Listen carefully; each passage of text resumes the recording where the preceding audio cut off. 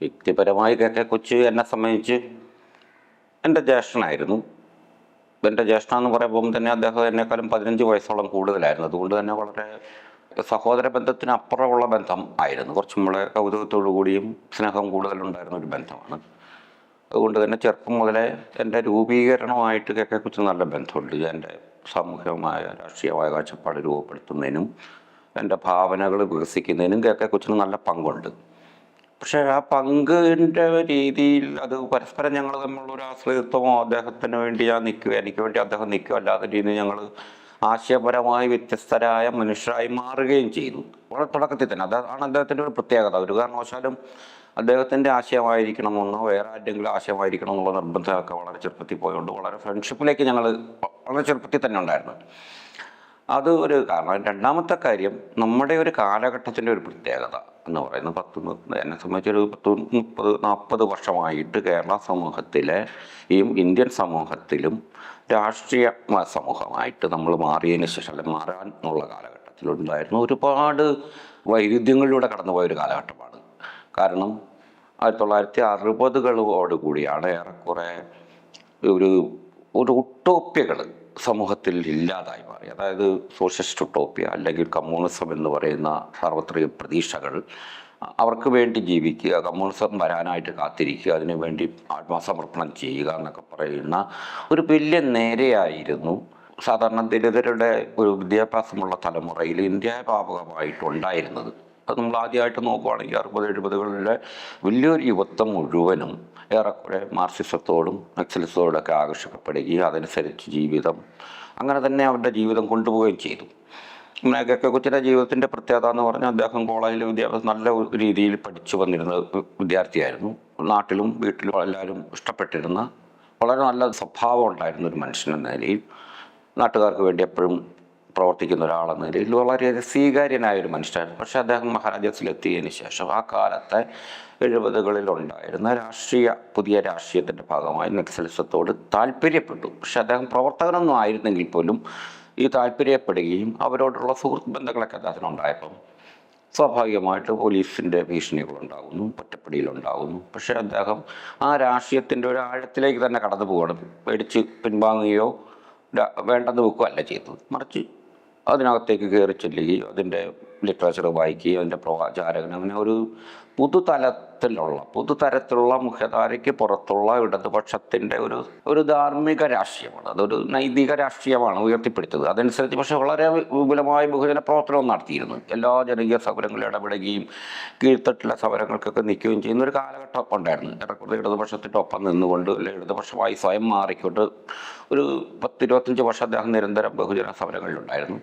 പിന്നീട് ഇടതുപക്ഷത്തോടുള്ള താല്പര്യം പോയി കഴിഞ്ഞതിന് ശേഷവും അദ്ദേഹം ബഹുജന സമരങ്ങളിലുണ്ടായിരുന്നു. അതിൻ്റെയൊക്കെ കഴിഞ്ഞതിന് ശേഷം ഒരു പ്രത്യേക ഘട്ടത്തിലാണ്, ഒരു 80ൻ്റെ ഘട്ടത്തിലാണ് അദ്ദേഹം ദലിത് എന്ന പ്രമേയത്തിലേക്ക് കടന്നു വരുന്നത്.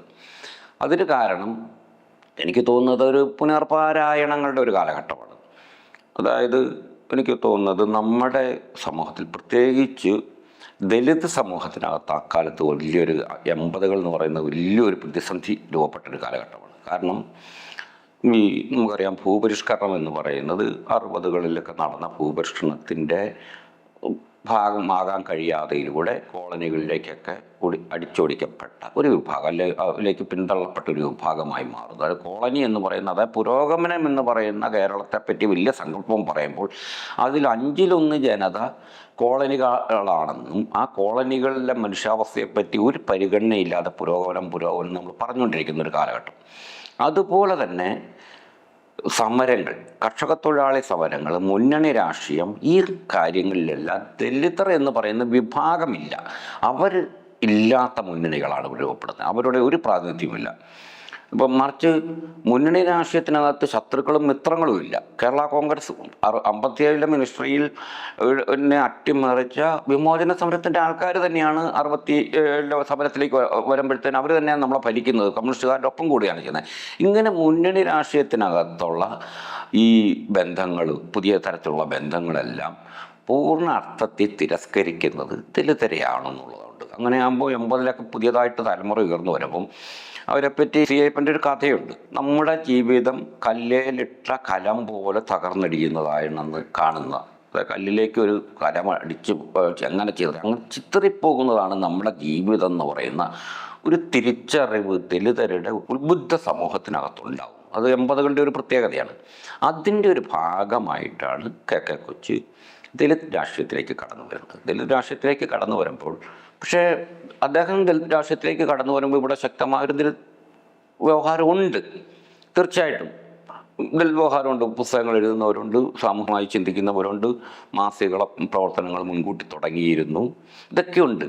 പക്ഷേ ഇദ്ദേഹം വരുമ്പോൾ ഒരു മാറ്റം വരുന്നുണ്ട്, ഒരു ഗതിമാറ്റം സംഭവിക്കുന്നുണ്ട്. അതിന് കാരണം മറ്റുള്ള പല നമ്മുടെ ദലിതരായ പല എഴുത്തുകാരും സാമൂഹ്യ ചിന്തകരും ഈ കാസ്റ്റിനെ റീഓർഗനൈസ് ചെയ്യുക എന്ന് പറയുന്ന രീതിയിൽ തന്നെ കാസ്റ്റിനെ പറ്റി ഒരു അവ്യക്തത അവർക്കുണ്ട്.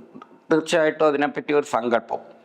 അവർ ആദ്യകാലത്തെ ദലിത് പ്രവർത്തകർ ഒരു ഗാന്ധിയ വിരുദ്ധരാകുക, അതായത് ബക്രിസത്തെ പറ്റിയുള്ള അതായത് ഗാന്ധി ദലിതരെ വഞ്ചിച്ചു, അതേപോലെ കമ്മ്യൂണിസ്റ്റുകാർ വഞ്ചിച്ചു എന്ന് പറയുന്ന കുറച്ച് കാര്യങ്ങൾ പറയാനുണ്ട്. അതേപോലെ സവർണരെ പഴി പറയുക. ഇതിനപ്പുറം ഇതിനൊരു രാഷ്ട്രീയമായ ബന്ധങ്ങൾ, സാമൂഹ്യ ചിന്തയിലുള്ള പ്രശ്നം എന്താണ്, സമ്പദ് ശാസ്ത്രത്തിലുള്ള ബന്ധം എന്താണ്, അതേപോലെ തന്നെ നമ്മുടെ കാഴ്ചപ്പാട്, അതായത് ദർശനം എന്ന് പറയുന്ന ഒരു കാഴ്ചപ്പാടിനകത്താണ് നമ്മളെല്ലാവരും നിൽക്കുന്നത്. കാഴ്ചപ്പാടുണ്ട് നമുക്കെല്ലാവർക്കും, അറിഞ്ഞോ അറിയാതെയോ ഒരു തത്വചിന്തയും സാമൂഹ്യ ചിന്തയൊക്കെ നമ്മളെ സ്വാധീനിക്കുന്നുണ്ട്. ആ സ്വാധീനത എന്താണ്, അതുപോലത്തെ കാര്യങ്ങളിലേക്ക് ഇറങ്ങി വന്നുകൊണ്ട് അതിനെ സമൂഹത്തിന് വിനിമയം ചെയ്യാവുന്നു, സമൂഹത്തിന് ഉൾക്കൊള്ളാനും കഴിയുന്ന ഒരു ഭാഷയിൽ അദ്ദേഹം ഉന്നയിച്ചു എന്നുള്ളതാണ്. അതുകൊണ്ടാണ് ഏറ്റവും വലിയ സംഭാവനകളിലൊന്ന് ദേശീയ പ്രസ്ഥാനത്തിനകത്തെ ഈ വേർപിരിവുകൾ അദ്ദേഹം സൂക്ഷ്മമായി പഠിക്കുകയാണ് ചെയ്തത്. അതുകൊണ്ടാണ് ഉദാഹരണം പറഞ്ഞാൽ അപ്പം ഏറ്റവും പ്രശസ്തമായൊരു കാര്യം ആലോചിച്ച് നോക്കുകയാണെങ്കിൽ അംബേദ്കർ എങ്ങനെ സോഷ്യൽ കോൺഫറൻസും അന്നത്തെ ദേശീയ പ്രസ്ഥാനത്തിനകത്ത് സാമൂഹ്യ പരിഷ്കരണ കക്ഷി എന്ന് പറയുന്നൊരു കക്ഷി ഉണ്ടായിരുന്നു, രാഷ്ട്രീയ പരിഷ്കരണ കക്ഷി ഉണ്ടായിരുന്നു. ഈ രാഷ്ട്രീയ പരിഷ്കരണ കക്ഷിയാണ് പിൽക്കാലത്ത് കോൺഗ്രസ് ദേശീയ പ്രസ്ഥാനത്തിൻ്റെ സ്ഥാപിക്കപ്പെടുകയും വലിയ അധികാരത്തിലേക്ക് വരികയും ദേശീയവാദത്തിൻ്റെ ഭാഗമാവുന്നത്. സാമൂഹ്യ പരിഷ്കരണ കക്ഷി എന്ന് പറയുന്നത് തിരസ്കൃതമാവുന്നു. അത് കീഴാളരായിരുന്നു അതിൻ്റെ പിന്നിലുണ്ടായിരുന്നത്. അതായത് ജാതി പോണെന്നും ജാതീയ പ്രതിസന്ധികൾ അനുഭവിച്ച ജനവിഭാഗങ്ങളുടെ പ്രതിനിധികളാണ് ഈ സാമൂഹ്യ പരിഷ്കരണ കക്ഷിയിലുണ്ടായിരുന്നത്. സോഷ്യൽ കോൺഫറൻസും പൊളിറ്റിക്കൽ കോൺഫറൻസും എന്ന് പറഞ്ഞ രണ്ട് വാക്കാണ് അംബേദ്കർ ഉപയോഗിക്കുന്നത്. ഇത് അദ്ദേഹം ആണ് ആദ്യമായിട്ട് സൂക്ഷ്മമായിട്ട് ചൂണ്ടിക്കാണിച്ചുകൊണ്ട് അതിനെ വെച്ചുകൊണ്ടാണ് അദ്ദേഹത്തിൻ്റെ പ്രധാനപ്പെട്ട ഇൻവെൻഷൻസ്, അതായത് ഹിസ്റ്ററിയുടെ സമകാലീന ചരിത്രത്തിലെ ഏറ്റവും പ്രധാനപ്പെട്ട ഇൻ്റർവെൻഷൻസ് അദ്ദേഹം നടത്തുന്നതിൽ ഈ വേർപിരിവ് വെച്ചുകൊണ്ട്. അതാണ് കേരളത്തിൽ ആദ്യത്തെ ഏറ്റവും വലിയ സംഭാവന അദ്ദേഹത്തിൻ്റെത്. അത് മനോഹരമായിട്ട് എഴുതുകയും ചെയ്തിട്ടുണ്ട്.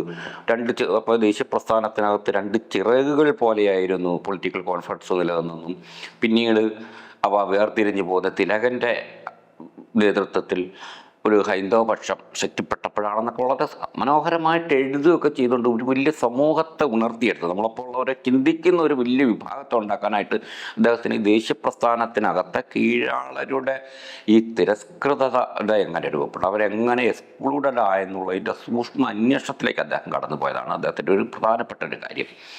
അതാണ് അദ്ദേഹത്തിന് എനിക്ക് തോന്നുന്നു മറ്റുള്ള അനേകം ചരിത്രകാരന്മാർ അക്കാഡമിക് രംഗത്തും ഒക്കെ ഉണ്ട്, കേരളത്തിലുണ്ട്, ഇന്ത്യയിലുണ്ട്. പക്ഷെ ഇദ്ദേഹത്തിന് അവരൊക്കെ മുകളിൽ നിൽക്കുന്ന ഒരു വലിയ ശ്രേഷ്ഠത വരുന്നതിന് കാരണം ഈ പ്രധാനപ്പെട്ട ഒരു കാഴ്ചപ്പാടിൻ്റെ ഒരു കാര്യമാണ്. രണ്ടാമത്തെ പ്രശ്നം, അദ്ദേഹം ഈ കേരള ചരിത്രത്തെ സംബന്ധിച്ച് അതിൻ്റെ നവോത്ഥാന ധാരകളെ നമ്മളോട് ഇത്ര അർത്ഥവത്തായി കൂട്ടിച്ചേർത്ത അദ്ദേഹമാണ്. മറ്റു പലരും നവോത്ഥാനം എന്ന് പറയുന്നുണ്ടെങ്കിൽ പോലും നവോത്ഥാനത്തിൻ്റെ ഒരു കീഴാള പക്ഷം എന്ന് പറയുന്നത് അതിസൂക്ഷ്മമായിട്ട് ഒരു ഗവേഷകനല്ലായിരുന്നിട്ട് പോലും, അല്ലെങ്കിൽ ഒരു പറഞ്ഞ പോലെ ഒരു പൊളിറ്റിക്കൽ ആക്ടിവിസ്റ്റ്, പൂർണ്ണാർത്ഥത്തിലൊരു പൊളിറ്റിക്കൽ ആക്ടിവിസ്റ്റ് ഒന്നും ആയിരുന്നില്ലെങ്കിൽ പോലും ഒരു പ്രത്യേക ഘട്ടത്തിൽ അദ്ദേഹം നവോത്ഥാനത്തിൻ എന്ന് നമ്മൾ പറയപ്പെടുന്ന, ഇന്ന് നവോത്ഥാനം എന്ന് വിളിക്കുന്നെങ്കിൽ പോലും അടിസ്ഥാനപരമായിട്ട് അതൊരു ആധുനികവൽക്കരണം എന്ന് പറയണം, ആധുനികവൽക്കരണമായിരുന്നു. ദലിതരെ സംബന്ധിച്ച് ആധുനികവൽക്കരണം എന്നോ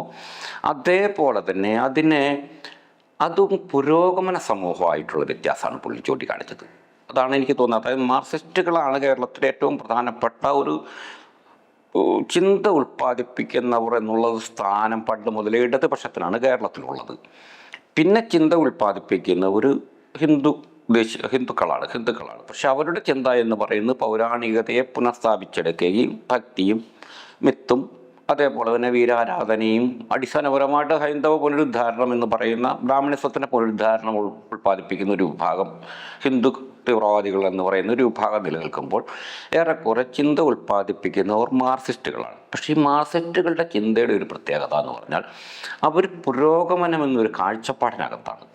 പുരോഗമന സമൂഹം എന്ന് പറഞ്ഞ് സത്യം പറഞ്ഞാൽ പുരോഗമന സമൂഹത്തിലാണ് നമ്മൾ തിരസ്കരിക്കപ്പെട്ടെന്നുള്ളൊരു യാഥാർത്ഥ്യമുണ്ട്.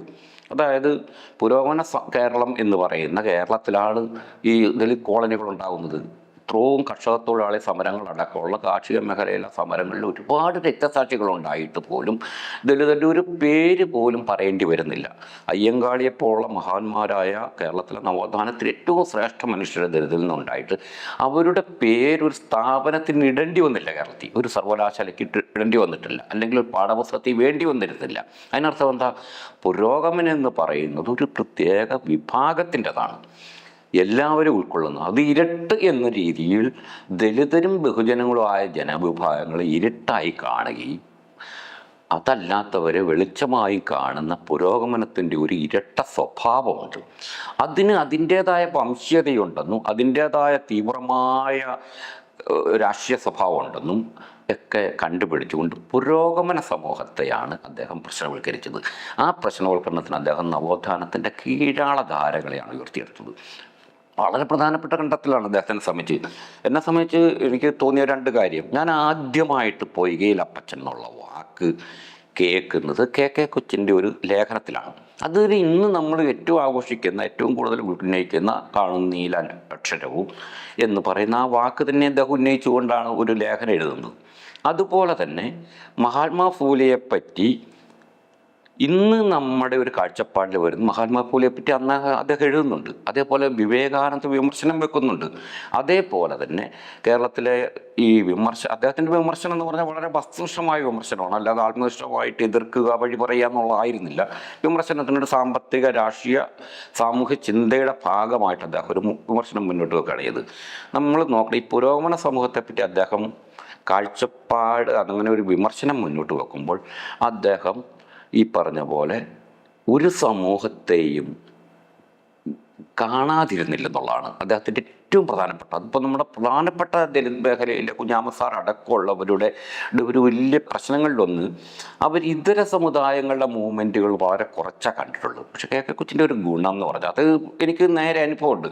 ഈ 80-90കളിൽ അദ്ദേഹം ഈ കനത്തമായ വായനയും സാമൂഹിക അന്വേഷണങ്ങളിലും കടന്നു പോകുമ്പോൾ ഞാനുമായിട്ടൊക്കെ നിരന്തരം ചർച്ച ചെയ്യുമ്പോഴത്തേന് അദ്ദേഹം കേരളത്തിലെ ക്രിസ്ത്യാനികളെ പറ്റി നല്ല ധാരണയുള്ള ഒരാളാണ്. ക്രിസ്ത്യൻ സമൂഹം എങ്ങനെ രൂപപ്പെട്ടു, അവരുടെ സഭകൾ എങ്ങനെ രൂപപ്പെട്ടു, അവരെങ്ങനെ സ്വത്തിലേക്കും പദവിയിലേക്കും വന്നു, അവരിൽ നിന്ന് എങ്ങനെ രാഷ്ട്രീയ നേതൃത്വം ഉണ്ടായിരിക്കുന്നു എന്നതിനെപ്പറ്റി നല്ലൊരു അന്വേഷണം നടത്തി. അതുകൊണ്ട് തന്നെ അതിനെ എതിർക്കുകയും അതിനെ മാറി നിൽക്കുകയല്ല, അതിനെ ഉൾക്കൊള്ളാൻ കഴിയുന്ന അവരുടെ ഒരു വിഭാഗം എന്നതിൽ കാണാനുള്ള വലിയ ശേഷിയാണ് അദ്ദേഹം പുലർത്തിയത്. അതുപോലെ തന്നെ നായർ സമൂഹം അതെങ്ങനെ കേരളത്തിൽ വികസിച്ചു വന്നു, അത് എങ്ങനെയാണ് രാഷ്ട്രീയ പ്രാതിനിധ്യം നേടിയെടുത്തതിനെപ്പറ്റി നല്ലൊരു ധാരണ.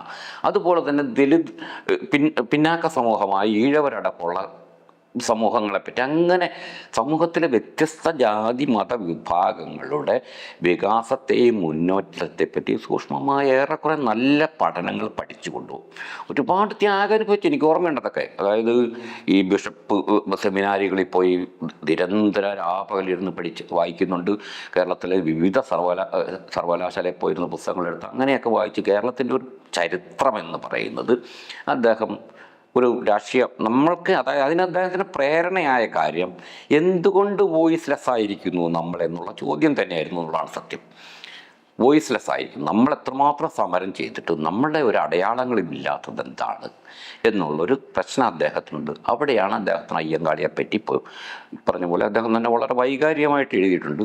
അയ്യങ്കാളിയെ പറ്റിയുള്ള ടെസ്റ്റ് ആദ്യമായിട്ട് THP ചന്താനശ്ശേരി എഴുതിയ ടെസ്റ്റ് വായിക്കുമ്പോഴാണ് അദ്ദേഹത്തിന് ആദ്യമായിട്ട് എനിക്കെന്തൊക്കെയോ ഉണ്ട്, എൻ്റെ സമുദായത്തിന് ഉണ്ടെന്നൊരു തോന്നൽ വന്നെന്നും അത് മറക്കാനാവാത്ത ഒരു അവിസ്മരണീയമായ ഒരു അനുഭവമാണെന്ന് അദ്ദേഹം പറയുന്നുണ്ട്. സത്യമാണ്. 80-70കളിലെ യൂത്തിനെ സംബന്ധിച്ച് നിങ്ങൾ വിശ്വസിക്കാൻ പറ്റാത്ത രീതിയിൽ ഞങ്ങളൊക്കെ അത്രമാത്രം സങ്കീർണമായിരുന്നു. കാരണം നമുക്കറിയാവുന്നത്, ഇപ്പം MA പഠിക്കുന്ന സമയത്ത് പഠിക്കുന്ന സമയത്ത് ഞാൻ സത്യം പറഞ്ഞ അയ്യങ്കാളി അംബേദ്കറെ പറ്റി എനിക്ക് അറിയേണ്ട കാര്യമില്ല, അറിഞ്ഞിട്ടേ ഇല്ല. പക്ഷേ എനിക്ക് മാവോസത്തിനെ പറ്റി നന്നായിട്ട് അറിയാം. കമ്മ്യൂണിസത്തിൻ്റെ ഏറ്റവും ബാലപാഠം പോലും എനിക്ക് വേണമെങ്കിൽ കാലത്തറിയാം. പക്ഷേ ഫൂലെയെ പറ്റി അറിയേണ്ടി വരുന്നില്ല, സഹോദരനയ്യപ്പൻ ആരെന്ന് അറിയേണ്ടി വരുന്നില്ല. അക്കാലത്തുണ്ടായിരുന്ന ഒരു പ്രസ്ഥാനത്തിനകത്തും അംബേദ്കറോ അയ്യങ്കാളിയോ ഒന്നുമില്ലായിരുന്നു.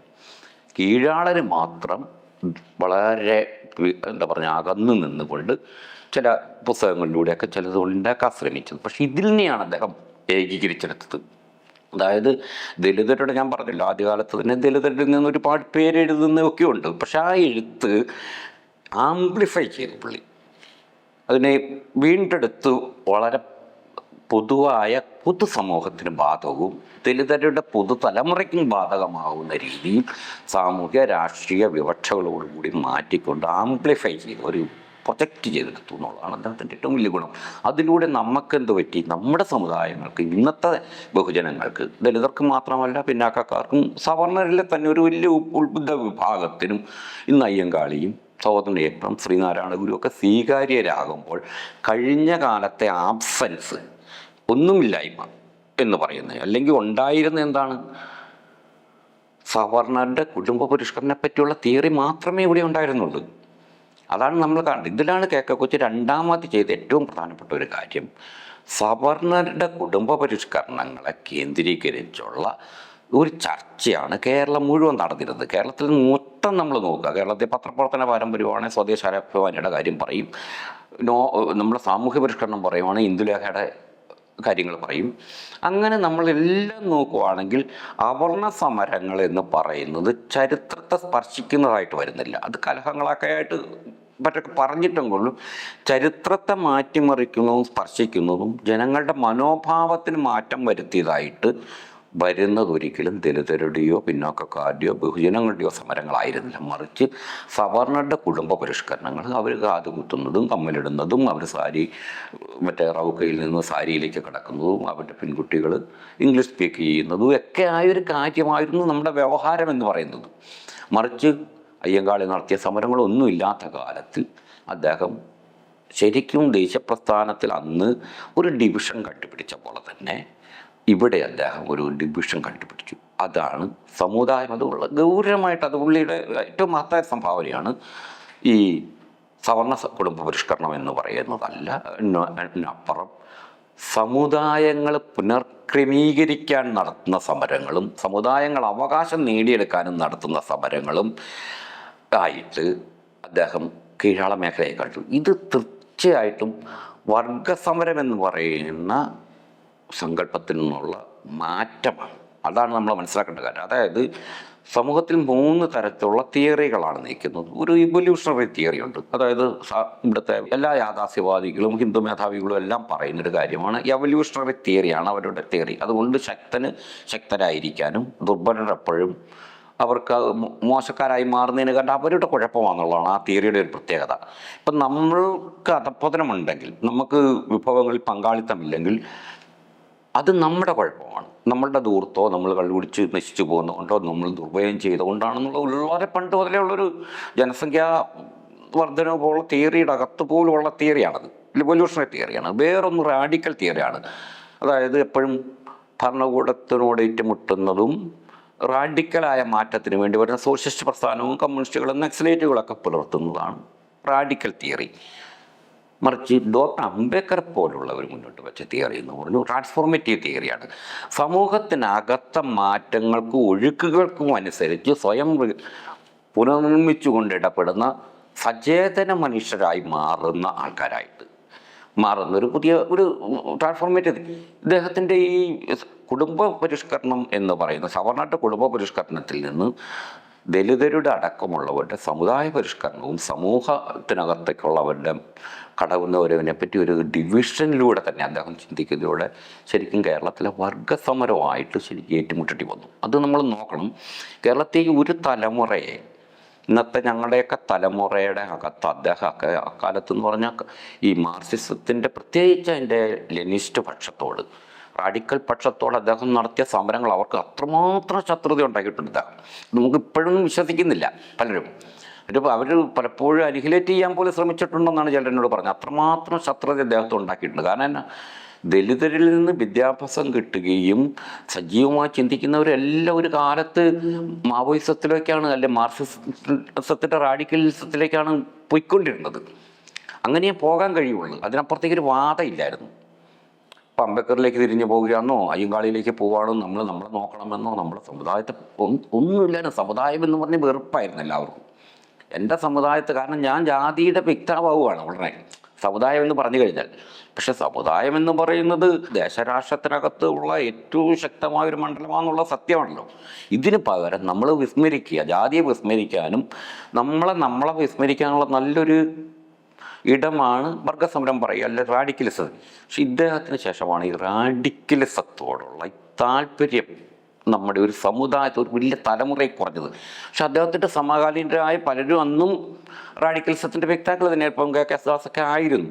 പക്ഷെ അവരോടൊക്കെ ശക്തമായി സമരം നടത്തിക്കൊണ്ട് പലപ്പോഴും അദ്ദേഹം ഇങ്ങനെ ഒരു വേർപാട് വരുത്തിയിലൂടെ ഒരു ട്രാൻസ്ഫോർമേറ്റീവായ ഒരു സമൂഹത്തെ പറ്റിയുള്ള ഒരു ബോധത്തിലേക്ക് നമ്മളെ കൊണ്ടുവരികയും സമകാലികവൽക്കരിച്ചു എന്നുള്ളതാണ് എനിക്ക് തോന്നുന്നത് രണ്ടാമത്തെ അദ്ദേഹത്തിൻ്റെ പ്രധാനപ്പെട്ട സംഭാവന.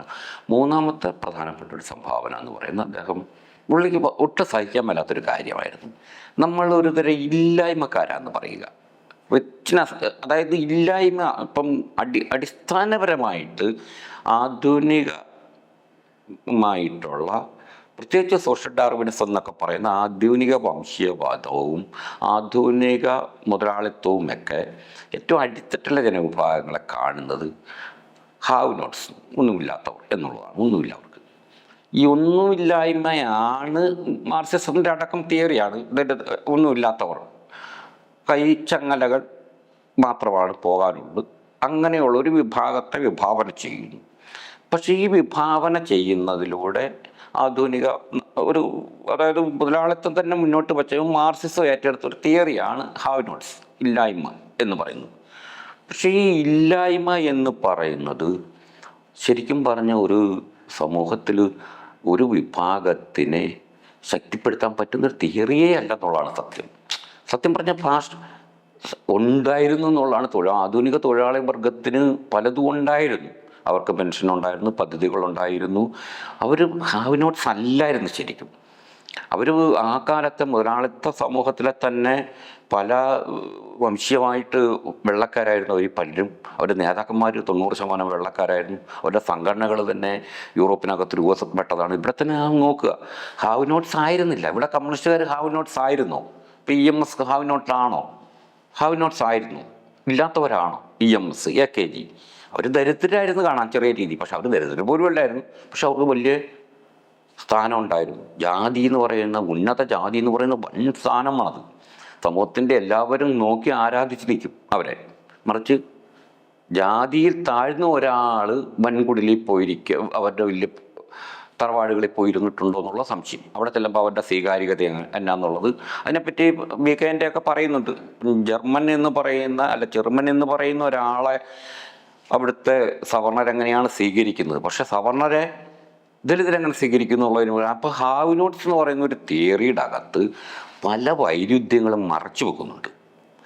ഈ ഹാവ് നോട്ട്സ് ആണെന്നുള്ള ഒരു സങ്കല്പത്തിനകത്ത് നമ്മളെ നിരന്തരം ഒന്നുമില്ലായ്മക്കാരാണെന്നും വല്ലായ്മക്കാരാണെന്നും ദീനം പിടിച്ചവരാണെന്നും ഉള്ള ഒരു വ്യവഹാരത്തെയാണ് അദ്ദേഹത്തിന് ഒട്ടും സഹിക്കാൻ കഴിയില്ലായിരുന്നു എന്നുള്ളതാണ് സത്യം. അദ്ദേഹത്തിന് ഉണ്ട് എന്ന് പറഞ്ഞ ഒരാളാണ് പുള്ളി. നമുക്ക് പലതും ഉണ്ട്. അതാണ് അദ്ദേഹത്തിൻ്റെ ഏറ്റവും വലിയ. അത് സത്യം പറഞ്ഞാൽ ഇത് ആരാ പറഞ്ഞെന്ന് പറഞ്ഞാൽ W. ഡു ബോയിസ് എന്ന് പറയുന്ന ഒരു അമേരിക്കയിൽ ഒരു ഫിലോസഫറുണ്ട്, ബ്ലാക്ക് ഫിലോസഫറുണ്ട്. ഇദ്ദേഹം വളരെ 19ാം നൂറ്റാണ്ടിൻ്റെ തുടക്കത്തിൽ തന്നെ ബ്ലാക്ക്സ് ഞങ്ങൾക്കുള്ളവരാണ് എന്നാണ് പറഞ്ഞത് അദ്ദേഹം. മാത്രമല്ല ഞങ്ങളായിരിക്കും, അന്ന് അദ്ദേഹം നീഗ്രോസ് എന്നാണ് ഉപയോഗിക്കുന്ന വാക്ക്. ഇന്ന് കളർ ലൈൻസ് എന്നാണ് നമ്മൾ കറുത്തവരെ പറ്റി പറയുന്നത്. അന്ന് അദ്ദേഹം 19ാം നൂറ്റാണ്ടിൻ്റെ മാത്രമല്ല 20ാം നൂറ്റാണ്ടിൻ്റെ 21ാം നൂറ്റാണ്ടിൻ്റെയും മെറ്റഫറായിട്ട് ബ്ലാക്ക്സ് മാറും. അതിന് കാരണം അവർക്കുണ്ട് എന്നുള്ളതാണ്. ഹാവ്സ് ആണ്. എന്നുള്ളൊരു സങ്കല്പമുണ്ട്. കെ കൊച്ച് അത് പഠിച്ചിട്ടാണെന്നില്ലെങ്കിൽ പോലും അദ്ദേഹം അംബേദ്കറിലൂടെയും പ്രത്യേകിച്ച് പൊയ്കയിൽ അപ്പച്ചനിലൂടെയും അയ്യങ്കാളിയുടെയും അതേപോലെ കേരളത്തിലെ ദലിത് സമരങ്ങളിലൂടെയും പ്രത്യേകിച്ച് കർഷക തൊഴിലാളി സമരങ്ങൾ, കമ്മ്യൂണിസ്റ്റ് പ്രസ്ഥാനത്തിനകത്ത് ഇവർ നടത്തിയ സമരങ്ങൾ, മൊത്തം ജനാധിപത്യത്തിന് വേണ്ടി നടത്തിയിട്ടുള്ള സമരങ്ങളെ റാഡിക്കൽ കാഴ്ചപ്പാടിൽ നിന്ന് മാറി കണ്ടോടുകൂടി അദ്ദേഹത്തിന് ദേ ആർ ഹാവ്സ് എന്നുള്ളൊരു സങ്കല്പം. അവർക്കുള്ളവരാണ്. ഈ ഉള്ളവർക്ക് മാത്രമേ ചരിത്രത്തിനകത്ത് നിൽക്കുന്നവരും സമകാലീനരാകാൻ കഴിയുള്ളൂ. അല്ലാത്തവർ ഇരകളെപ്പോലെയാണ് പ്രവർത്തിക്കുന്നത്. ഇപ്പം കമ്മ്യൂണിസ്റ്റ് പാർട്ടിയുടെ അകത്തെ പലർക്കും വോയിസ്ലെസ് ആയിരിക്കുന്നതിന് കാരണം അവർ വലിയ ആൾക്കാരായിരിക്കാം, പക്ഷെ അവർക്കൊരു വാക്കുണ്ടാക്കാൻ കഴിയാത്തതിന് കാരണം പ്രത്യേകിച്ച് ദലിതർക്കെതിരെ. കാരണം അവർ ഹാവ് നോട്ട്സ് എന്നുള്ള ഒരു സങ്കല്പത്തിനകത്താണ് നിൽക്കുന്നത്. ചരിത്രം അവരിൽ നിന്ന് ബാഹ്യമായി കിടക്കുകയാണ്. പക്ഷെ ഇത് ചരിത്രം നമ്മളിലേക്ക് തിരിച്ചു കൊണ്ടുവന്നു എന്നുള്ളതാണ്, നമ്മുടെ ഭാഗമാക്കി എന്നുള്ളതാണ് കെ കൊച്ചിൻ്റെ ഏറ്റവും പ്രധാനപ്പെട്ട സംഭാവന എന്നാണ് ഞാൻ വിചാരിക്കുന്നത്. ഈ ചരിത്രം നമുക്ക് ഉണ്ട്. നമ്മൾ ചരിത്രത്തിൻ്റെ ഒപ്പമാകുക എന്ന് പറഞ്ഞാൽ നമ്മൾ സമകാലീനരാകുക എന്നാണ് അർത്ഥം. ഈ സമകാലീനതയാണ് ഇന്നത്തെ തലമുറയ്ക്ക്, സമകാലീനരായിരിക്കാൻ നമ്മളെ പ്രാപ്തമാക്കിയ തലമുറയിലെ ഏറ്റവും പ്രധാനപ്പെട്ട ഒരു വ്യക്തിയാണ് അദ്ദേഹം എന്നാണ് എനിക്ക് തോന്നുന്നത്.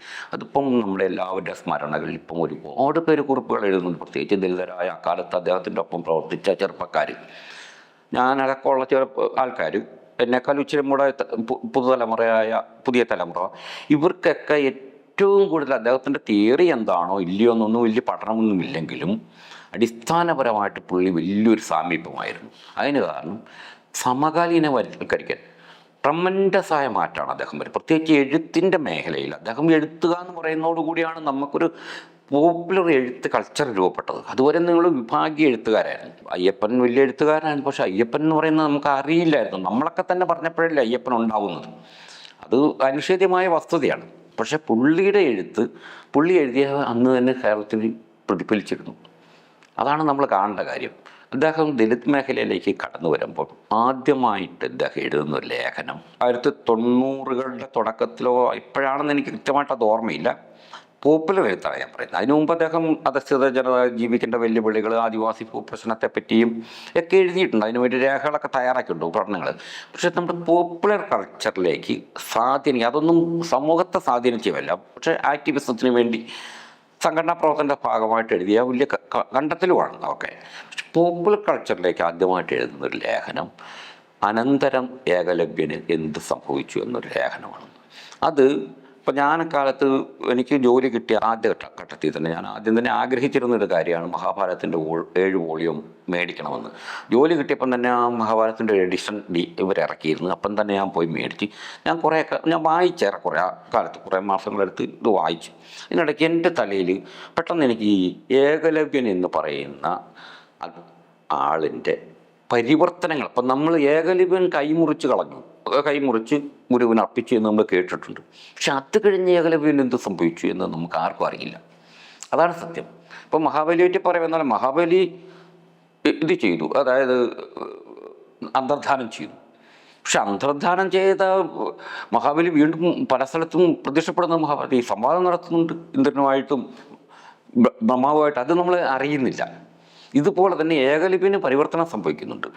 ഇത് മഹാഭാരതത്തിൽ ഞങ്ങളിങ്ങനെ ചർച്ച ചെയ്ത് ഞാൻ പുള്ളിയോട് ഇങ്ങനെ ഒരു സംഭവം ഉണ്ട് നമുക്കൊന്ന്, അപ്പം ഞാനത് വായിക്കാം അങ്ങനെ പറഞ്ഞു കഴിഞ്ഞ് പുള്ളി പെട്ടെന്ന് തന്നെ ലേഖനം എഴുതി, അനന്തരം ഏകലവ്യൻ എന്ത് സംഭവിച്ചു എന്ന് പറഞ്ഞു. അന്നത്തെ മാധ്യമത്തിൻ്റെ എഡിറ്റോറിയൽ പേജിലാണ് അത് എഴുതുന്നത്. അല്ലാത്തൊരു ഇതാണ്, വളരെ രസകരമായിട്ട് എഴുതിയൊരു ലേഖനം. അപ്പം ഞാനത് പക്ഷേ പലരും കണ്ടുപിടിക്കാൻ ശ്രമിച്ചിട്ട് കണ്ടുപിടിക്കാൻ കഴിഞ്ഞിട്ടില്ല. ആ ലേഖനം എഴുതി. ആ സമയത്ത് അന്ന് സണ്ണിയം കപ്പിക്കാട് വിദ്യാർത്ഥിയാണ്, സാങ്കുട്ടി വിദ്യാർത്ഥികളാണ്. അവർ ഞങ്ങളുടെ വീടിനൊക്കെ അടുത്താണ്.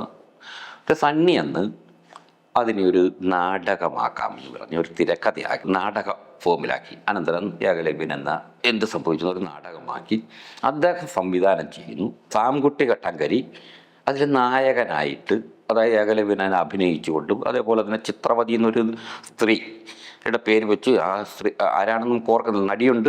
ഇങ്ങനെ ഞങ്ങളുടെ വീട്ടിൽ റിഹേഴ്സലൊക്കെ നടത്തി ആ നാടകം ഒരു 3/4 മണിക്കൂറുള്ള നാടകമായിട്ട് ഞങ്ങൾ അവതരിപ്പിക്കുന്നു. അത് കഴിഞ്ഞിട്ട് ഞങ്ങൾ ശിവചന്ദ്രനൊക്കെ വന്ന് കാണുന്നുണ്ട്. ആ നാടകം വലിയ ക്യാമ്പായിട്ട് നടത്തുകയാണ്. അങ്ങനെ നടത്തി ഒരു പ്രാവശ്യം കോട്ടയത്ത് അവതരിപ്പിക്കാൻ പോകുന്നതിനിടയ്ക്ക് അന്ന് ഭയങ്കര കൊടുങ്കാറ്റ് വന്ന ടെൻറ്റ് പോവുകയും ചെയ്തു. അത് അവതരിപ്പിക്കാൻ പിന്നെ പറ്റിയില്ല.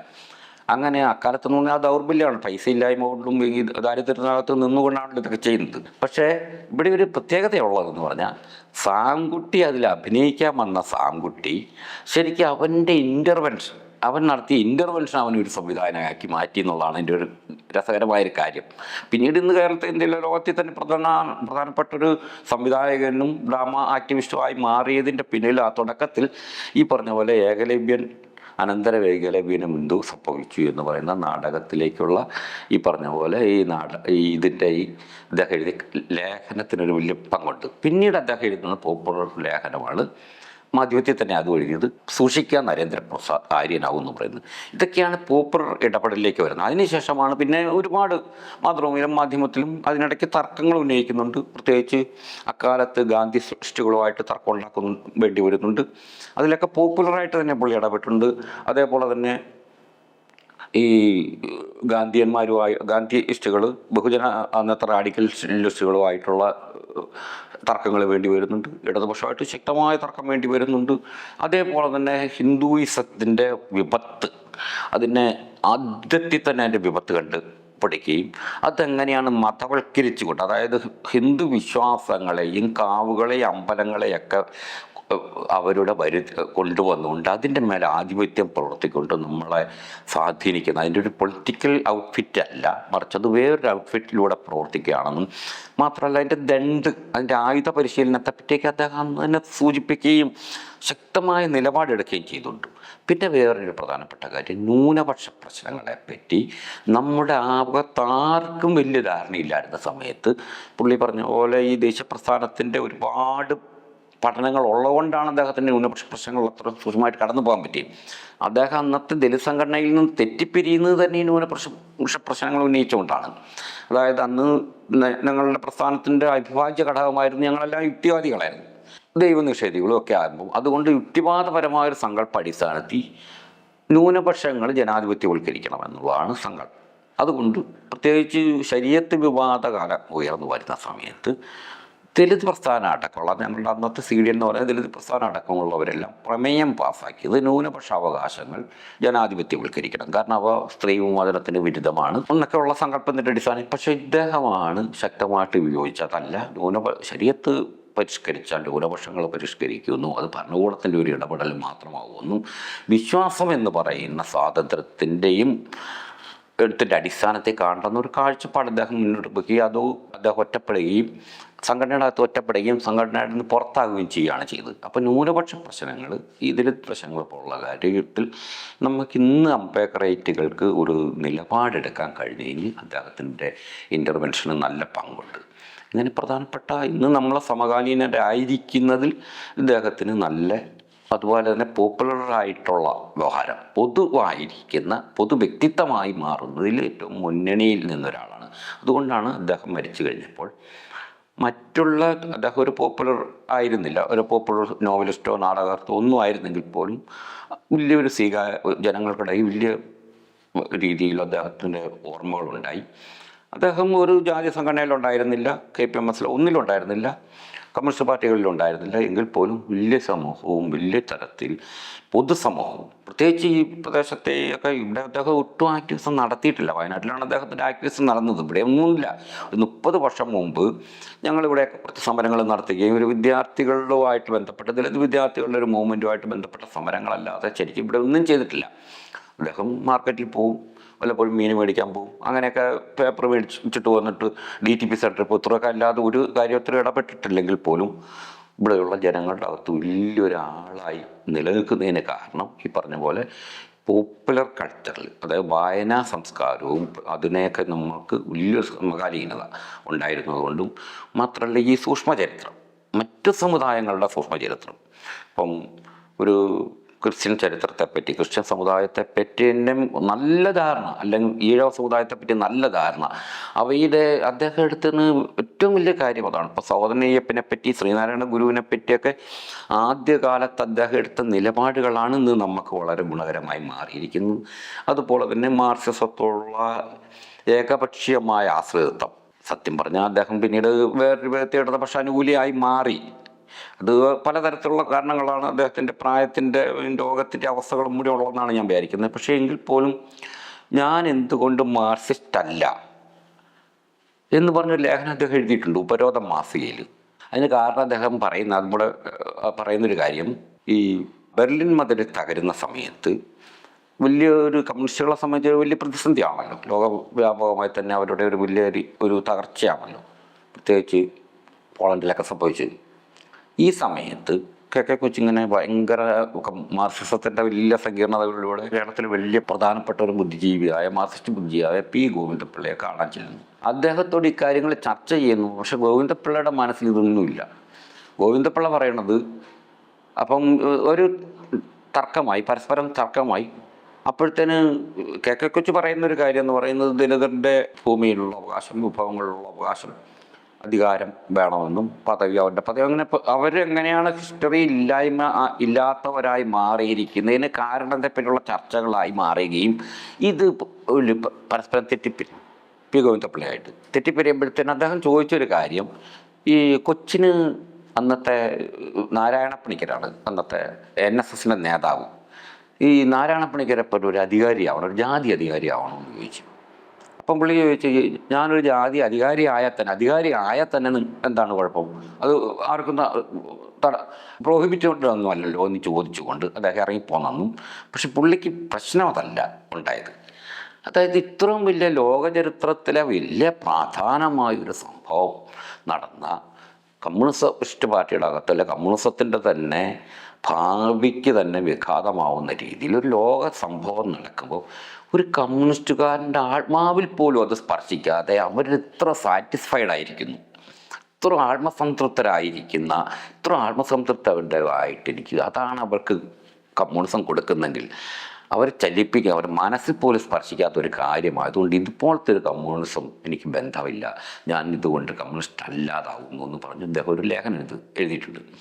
ഈ അർത്ഥത്തിൽ ഈ ആത്മസംതൃപ്തരും ഉപരിപ്ലവമായി ഉള്ള ഇതിലൊക്കെ നിന്നൊക്കെ മാറിക്കൊണ്ട് സൂക്ഷ്മമായി ബഹുജന ബോധമുള്ളവരായി നമ്മളെ മാറ്റുന്നത് നമ്മുടെ ഒരു വലിയ തലമുറയെ മാറ്റിയതിൽ അദ്ദേഹത്തിന് പങ്കുണ്ട്.